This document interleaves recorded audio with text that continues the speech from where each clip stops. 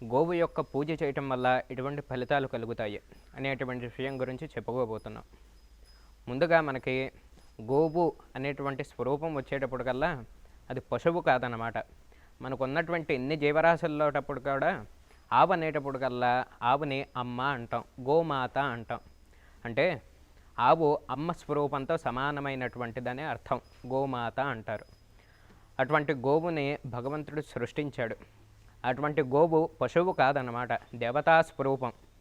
మనం సర్వసాధారణంగా భగవంతుడికి ఆరాధన చేసేటప్పుడు మనం ప్రత్యక్షంగా భగవంతుడికి నివేదన ఏది కూడా పెట్టలేము అనమాట. అరటిపళ్ళు ఉన్నాయనుకోండి, నైవేద్యం చూపించి మనం తీసుకుని తింటామే తప్ప అది భగవంతుడికి నివేదన చేశామని చెప్పి అటువంటి భావనతో, ప్రసాద భావంతో స్వీకరిస్తాం తప్ప ప్రత్యక్షంగా భగవంతుడికి పెట్టాలంటే కనుక ఎలా పెట్టగలం మనం భగవంతుడికి?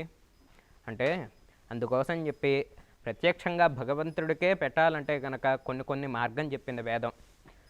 అలాగా మనం ఏదైతే పదార్థాన్ని భగవంతుడికి ఇవ్వాలనుకుంటున్నామో ఆయన ప్రత్యక్షంగా స్వీకరించాలంటే కనుక 2 మార్గాలు చెప్పారు. ఒకటి స్వాహ అని చెప్పి మంత్రపూర్వకంగా అగ్నిహోత్రంలో వేసినటువంటి పదార్థాన్ని భగవంతుడు స్వీకరిస్తాడు. అలా అందరూ కూడా యజ్ఞయాగాది క్రతువులు చేయగలిగినటువంటి స్థితిలో లేని వాళ్ళు కూడా భగవంతుడికి నివేదన చేసినటువంటి ఫలితం పొందాలంటే ఏం చెయ్యాలయ్యా అంటే ఒక్క ఆవు ద్వారా మాత్రమే భగవంతుడికి వీడు పెట్టాడు అనేటువంటి పుణ్యాన్ని మన ఖాతాలో వేస్తారంట. అటువంటి గొప్ప స్వరూపం గోదేవత. అటువంటి గోమాతకి మనం అరటిపళ్ళు కానీ అదేవిధంగా కొబ్బరి ముక్కలు కానీ ఇటువంటి పదార్థాలని పెట్టడం వల్ల సాక్షాత్తు ఆ భగవంతుడికే మనం నివేదన చేసినటువంటి ఫలితాలు కలుగుతాయి. అంతేకాకుండా మనకి తొందరగా మనం కోరుకున్నటువంటి కోరికలన్నీ కూడా నెరవేర్చగలిగినటువంటి శక్తి దేనికుందయ్యా అంటే ఆవుకుందంట. అటువంటి గోవుకి ఎవరైతే నమస్కారం చేస్తారో వాళ్ళందరికీ కూడా చక్కగా భగవంతుడి ప్రత్యక్షంగా దర్శనం చేసినటువంటి ఫలితం కలుగుతుంది. అంతేకాకుండా శాస్త్రరీత్యా గోవుకి ఒక ప్రదక్షిణ చేసినంత మాత్రం చేత భూమికి ప్రదక్షిణం చేసినటువంటి ఫలితం కలుగుతుందని చెప్పి శాస్త్రవచనం. అంతేకాకుండా గోవులో సమస్త కోటి ఉన్నటువంటి దేవతలందరూ కూడా ఆ గోవులో ఆవాహనయ్యి ఉంటారు. అంతేకాకుండా విశేషంగా లక్ష్మీదేవి గోవు యందు నివాసం ఉంటుంది. అందుకోసమే మనం ఆవుకి పూజ చేసేటప్పుడు ముఖానికి బొట్టు పెట్టి పృష్ఠభాగాన అమ్మవారికి పూజ చేస్తాం. అంటే గోవు యొక్క శరీరంలో పృష్ఠభాగంలో లక్ష్మీదేవి నివాసం అయి ఉంటుంది. అందుకోసం చెప్పి గోవుకి పృష్ఠభాగంలో చక్కగా ఆ గంధం రాసి, పసుపు రాసి, కుంకుమ బొట్టు పెట్టి అలాగా ఆరాధన చేయటం వల్ల ప్రత్యక్షంగా అమ్మవారికే పూజ చేసినటువంటి ఫలితం కలుగుతుంది. అటువంటి గోవుకి పృష్ఠభాగంలో ఆరాధన చేసి ఆ గోవుకి ప్రదక్షిణం చేసినంత మాత్రం చేత సాక్షాత్తు భగవంతుడికే ప్రత్యక్షంగా పూజ చేసినటువంటి సత్ఫలితాలు కలుగుతాయి.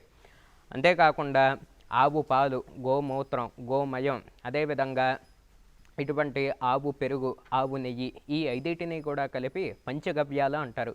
ఈ 5 కూడా ఆవు నుంచే వస్తాయి కాబట్టి ఈ పంచగవ్యాలు ఎవరైతే స్వీకరిస్తారో వాళ్ళందరికీ కూడా ఏం కలుగుతుందయ్యా అంటే యత్వగస్థి కృతం పాపం దేహే తిష్టతి మావకే పాశనాత్ పంచగవ్యస్య దహత్యగ్నిర్వేంధనం అని చెప్పి శాస్త్రవచనం. ఈ ఆవు నుంచి వచ్చినటువంటి ఆవు పాలు, ఆవు పెరుగు, ఆవు నెయ్యి, గోమూత్రం, గోమయం, ఈ 5 కలిపి ఎవరైతే ప్రతినిత్యం కూడా ప్రాశన చేస్తారో యత్వగస్థి కృతం పాపం, మనం చేసుకున్నటువంటి పాపాలన్నీ కూడా కొన్ని స్వరూపాల్లో మన శరీరాన్ని, ఇంద్రియాలని కూడా పట్టి పీడిస్తూ ఉంటాయన్నమాట. అటువంటి పాపాలన్నింటినీ కూడా అస్థికలు అంటే ఎముకలకు కూడా పట్టినటువంటి పాపాలని తీయగలిగినటువంటి శక్తి దేనికుందయ్యా అంటే గోమూత్రానికి, గోమయానికి, అదేవిధంగా ఆవు పాలకి, ఆవు పెరుగు, ఆవు నెయ్యికి ఉన్నాయి. కాబట్టి అటువంటి గోవు నుంచి వచ్చినటువంటి పంచగవ్యాలు తీసుకున్నంత మాత్రం చేత యత్వగస్థి కృతం పాపం దేహే తిష్టతి మామకే ప్రాశనాత్ పంచగవ్యస్య దహత్యగ్ని రివేంధనం. అగ్నిహోత్రంలో ఏ విధంగా అయితే తైలాన్ని వేస్తే అగ్నిహోత్రం ఏ విధంగా అయితే ప్రజ్వలిల్లుతుందో మన శరీరంలో ఈ పంచగవ్యాలు ప్రాశనం చేసినంత మాత్రం చేత ఒంట్లో ఉండేటువంటి ఈ పాపాలన్నీ కూడా సమస్తమన్నీ కూడా దగ్ధమైపోతాయని చెప్పి శాస్త్రవచనం. అటువంటి మహత్తరమైనటువంటి పుణ్యాన్ని అందించగలిగినటువంటి శక్తి ఈ ఆవుకుంది. కాబట్టి అందరూ కూడా చక్కగా ప్రతినిత్యం అవకాశం ఉన్నంత మటుకు కూడా ప్రతినిత్యం ఆవుకి అరటిపండు పెట్టడమో, గోపూజ చేయటమో, గోవుకి ప్రదక్షిణం చేయటమో ఇలాంటి పుణ్యకార్యాలు చేయటం వల్ల భూలోకంలో విశేషంగా పుణ్యాన్ని సంపాదించుకోగలిగినటువంటి శక్తి ఈ ఆవుకి పూజ చేయటం వల్ల కలుగుతుంది. కాబట్టి అందరూ కూడా ప్రతినిత్యం అవకాశం ఉన్నంత మటుకు కూడా దగ్గరలో ఉండేటువంటి ఆవులకి పూజ చేసి అటువంటి పుణ్య ఫలితాలన్నీ కూడా పొంది సుఖంగా జీవితాన్ని గడిపెదరుగాక.